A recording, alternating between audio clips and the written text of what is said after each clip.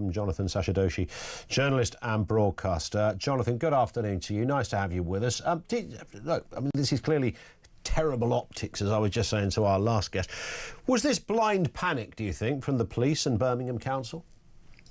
I don't think it's just bad optics, and I don't think we can let them off with something like blind panic. I think this is a really sad reflection of where we've got to today as a country. This is Great Britain, where we're basically saying that the police can't allow Jews and Israelis to be at a football match because we've allowed unbridled hatred of Jews and Israel to seize the country for so long. And for the government now, or the Prime Minister now, to be posturing that they're going to do something about this, really what they need to do about this is start by repenting for having caused this.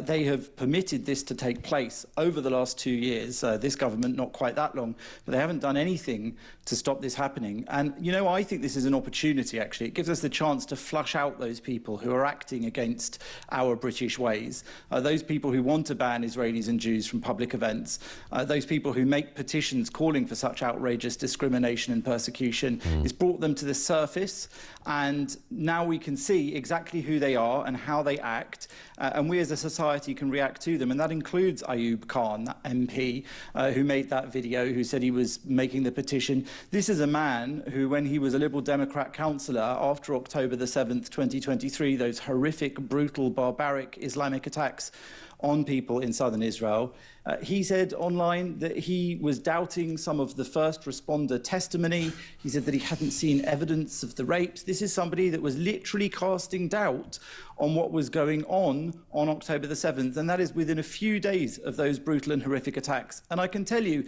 that there was plenty of evidence, because I watched it all coming through on Telegram, and I watched it all coming through from Hamas and other Palestinian sources who proudly streamed it. So I think we can see what lies behind this man's comments and his actions. And if the police have been able to effectively police these repulsive marches which have caused the climate of hatred against Jewish people that offend all decent Brits, if they've been able to police those safely for 2 years, and we're meant to believe that they couldn't have managed to keep some Jews and Israelis safe at a football match this once, I'm sorry, I've got a bridge to sell you in that case. This is a serious disgrace to this country, and it's about time. Unfortunately, it's beyond time. 2 Jews are dead as a result of this kind of climate. They were killed by an Islamic terrorist.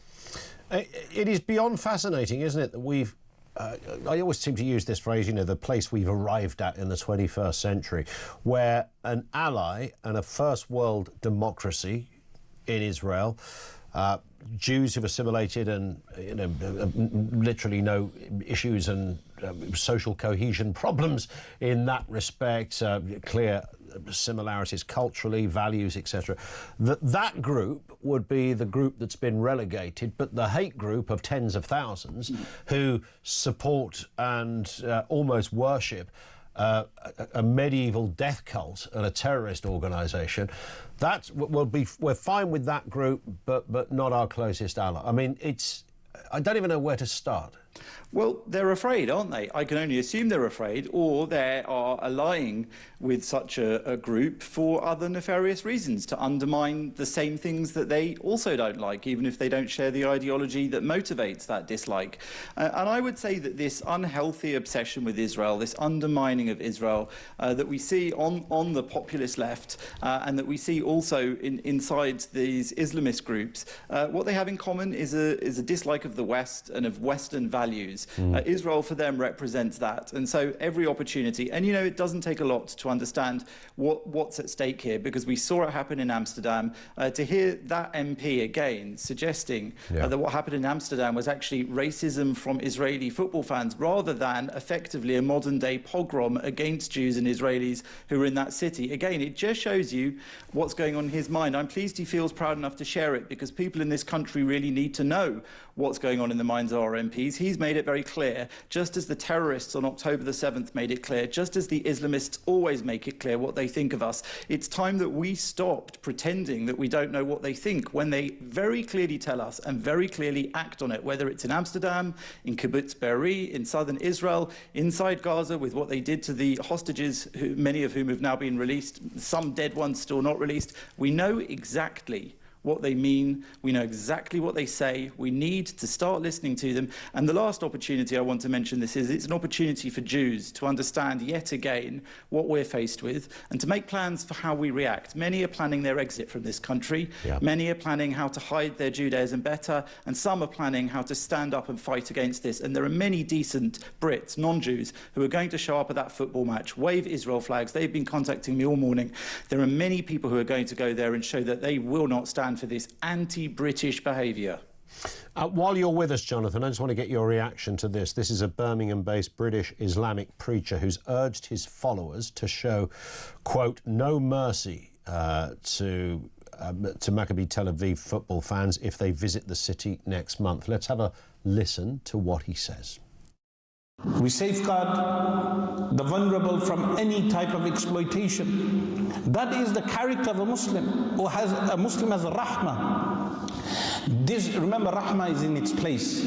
It's in its place. When the Tel Aviv fans come to Birmingham in a few weeks, we will not show them rahmah in Birmingham. I mean, I don't know how much kind of evidence we need, Jonathan, than that, really. I mean, what did they really put Lucy Connolly in jail for? What did they put Lucy Connolly in jail for in record breakneck time? Yeah. And then we see, you know, she said she wouldn't care if they burned down the mosques or something to that effect, and she was put in jail. And somebody inside a mosque can say we should show no mercy to Israelis who come for a football match. Yeah. And he's not in jail, as far as I'm aware. And it doesn't matter what Keir Starmer or David Lammy or any of them say. Jewish people know what's happening. British people know what's happening. And what's happening is that 2 Jews were killed on our holiest day in a synagogue as a result of an Islamic terror attack. And it's just enough. It's enough. You know, people of this country have had enough of this, and they need to stand up against it. And if the first place they can stand up against it is at that football match, waving proudly flags of Maccabi Tel Aviv, of Israel, standing up for Israel, this country's ally, then I say go for it. Well, and we got cultural aliens such as this telling us, you know, show no mercy. I mean, man alive. What century are some of these people in, for goodness sake? The thing is, they're living in this century, and they're still doing whatever it is they're saying. Show no mercy. On October the 7th, they showed no mercy. When they drove down from Bradford to London and drove through Jewish neighbourhoods, shouting from cars with megaphones, raped the Jews, F their mothers, F their daughters, those people also not in jail, and that is more than 2 years ago. It's about time people took this seriously, because it's not just a threat to us Jews, it's a threat to all of us Britons, and this is something that really needs to be sorted out with much more than these sort of platitudes and crocodile tears after people are killed. It's time to stop the causes of this kind of violent climate that's seizing this country, and it's just absolutely unacceptable. Most British people I know are disgusted by this. 100%. Jonathan, thank you. What a grim story to have to talk about.